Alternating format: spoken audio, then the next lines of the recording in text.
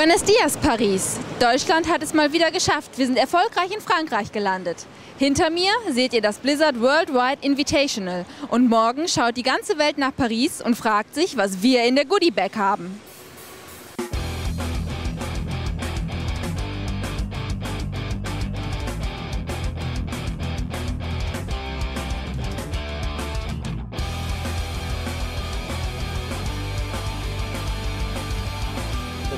Ich weiß nicht, ob man das filmen darf. Jetzt schon. Die Goodie Bags. Und die Orks. Und die geheimen Dokumente.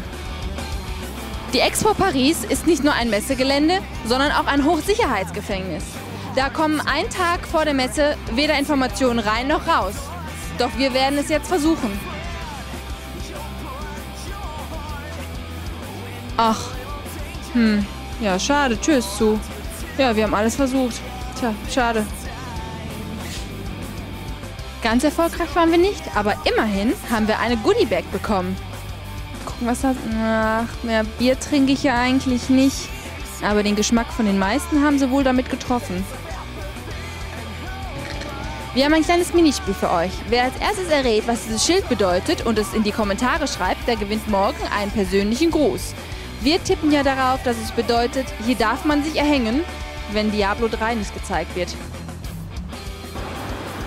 Das ist vermutlich der Wartebereich, den Blizzard schon mal einen Tag vorher abgegrenzt hat für die 6 Milliarden Besucher, die morgen erwartet werden. Und das Besondere daran ist, die Hälfte davon sind Frauen.